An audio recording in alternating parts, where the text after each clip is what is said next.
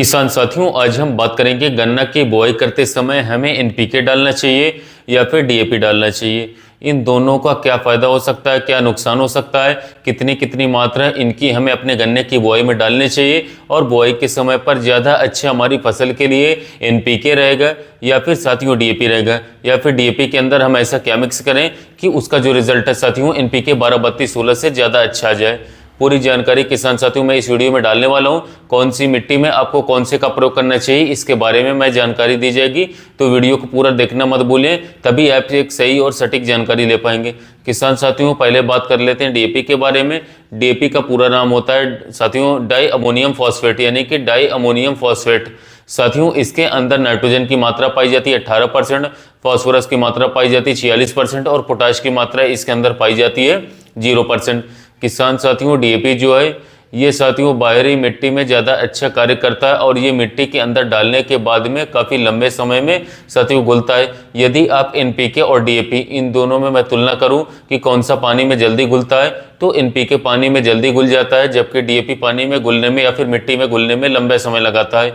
NPK जो है साथियों हल्की मिट्टी में अच्छा कार्य कर लेता है, वहीं पर डीएपी जो है साथियों भारी मिट्टी में ज़्यादा अच्छा कार्य करता है। साथियों अब बात कर लेते हैं बुआई के समय पर हमें गन्ने की फसल के अंदर इन दोनों में से कौन सा डालना चाहिए। किसान साथियों एनपीके के अंदर पाया जाता है नाइट्रोजन 12%, फॉस्फोरस 32% और पोटाश पाया जाता है इसके अंदर 16%।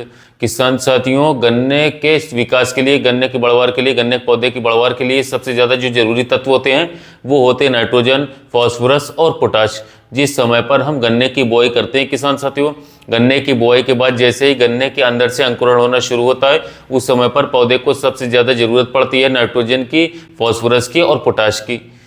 यानी कि इन तीनों का कॉम्बिनेशन हमारे पौधे को अंकुरण के समय पर बहुत ही ज़्यादा अच्छा कार्य करके साथियों निकाल करके देता है। यानी कि यदि हम गन्ने की बुआई के समय पर नाइट्रोजन, फॉस्फोरस और पोटाश यानी कि एनपीके 12-32-16 की मात्रा डालते हैं तो गन्ने का जो विकास होगा वो बहुत ही तेज़ी के साथ होगा, बहुत ही अच्छा होगा और अंकुरण गन्ने का बहुत ही बढ़िया निकाल करके साथियों चलेगा।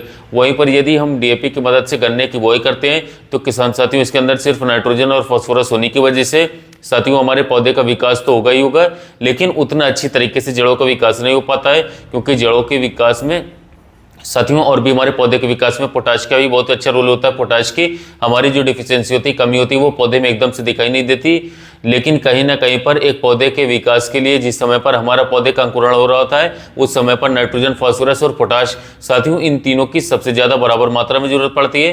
तो आपको जो है गन्ने की बुआई के समय हमेशा एनपीके 12-32-16 का ही उपयोग करना चाहिए साथियों, बेस्ट रहेगा। यदि किसान साथियों आप डीएपी के अंदर एमओपी पोटाश यानी कि पोटाश की मात्रा ऐड कर लेते हैं तो साथियों इसका रिजल्ट जो है हमारे एनपीके 12-32-16 के मुकाबले कई गुना साथियों बढ़ करके देखने को मिलता है। इसकी आपको मात्रा कितनी डालनी इसके बारे में साथियों मैं आपको बता दे रहा हूं।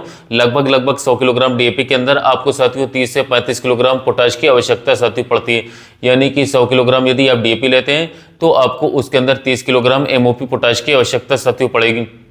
यानी कि 1 एकड़ खेत के अंदर आप 50 किलोग्राम डीएपी डालते हैं तो आपको उसके अंदर लगभग साथियों 15 से लेकर के 17 किलोग्राम एमओपी पोटाश डालनी पड़ेगी। यदि आप डीएपी के अंदर पोटाश डाल देते हैं तो इसका जो रिजल्ट है साथियों एनपीके 12-32-16 के मुकाबले ज़्यादा अच्छा निकल करके साथियों आएगा।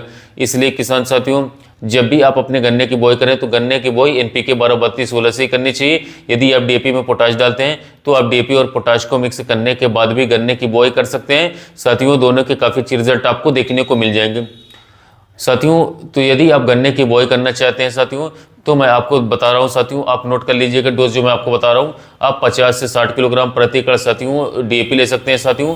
50 से 60 किलोग्राम डीएपी के साथ आप लोगों को लेना होगा 20 से 25 किलोग्राम जो हमारा पोटाश आता है एमओपी म्यूरेट ऑफ पोटाश, इसको लेना होगा। इसके साथ आप साथियों 4 से 6 किलोग्राम कोई अच्छा इंसेक्टिसाइड ले लें, जैसे कि हमारा रीजेंट अल्ट्रा आता है बाहर का 0.6% जीआर फिप्रोनिल वाला, इसको ले लें साथियों, या अन्य कोई इंसेक्टिसाइड अच्छा इंसेक्टिसाइड आपकी नज़र में जो है अच्छा रिजल्ट हो उसको ले लें। इसके साथ साथियों हम एक अच्छी माइक्रोन्यूट्रिएंट्स को ले सकते हैं। माइक्रोन्यूट्रिएंट्स के रूप में यदि आप अच्छी लागत लगाना चाहते हैं तो आप बुआई के समय पर ही 11 मिला कॉम्प्लेक्स जो आता है साथियों इसे ले सकते हैं 12 से 15 किलोग्राम प्रति एकड़, जो कि खर्च हमारा 1000 से 1200 रुपये आने वाला है। इसके अलावा साथियों अगर ये न हो साथियों थोड़ा कम खर्च में अच्छा काम चलाना है तो 700 से 800 रुपये का 10 kg का साथियों हमारा बायोवीटा आ जाएगा, सॉरी 450 से 500 रुपये का 10 kg का बायोवीटा आ जाएगा, इसे ले सकते हैं बायोवीटा या फिर सागरिका। सागरिका भी बेस्ट रहेगा, सस्ते में अच्छे रिजल्ट रहते हैं। 10 किलोग्राम प्रति एकड़ ले लें, यानी कि 50 से 60 किलोग्राम डीएपी, 4 से 5 किलोग्राम जो हमारा इंसेक्टिसाइड है रीजेंट अल्ट्रा बायर का। इसके अलावा 30 किलोग्राम 25 किलोग्राम तक हमारा जो पोटाश है इसको ले लें, और 10 केजी सागरिका। इन सभी को आपस में मिक्स करके यदि अपने खेत की जुताई करवा करके बुआई करवा देते हैं तो 100% शूटिंग के साथ तो आपकी गन्ने फसल काफ़ी अच्छी तरीके से जमाव करेगा, बढ़वार करेगा, एक जबरदस्त आगे चल करके उत्पादन देखने को मिलेगा।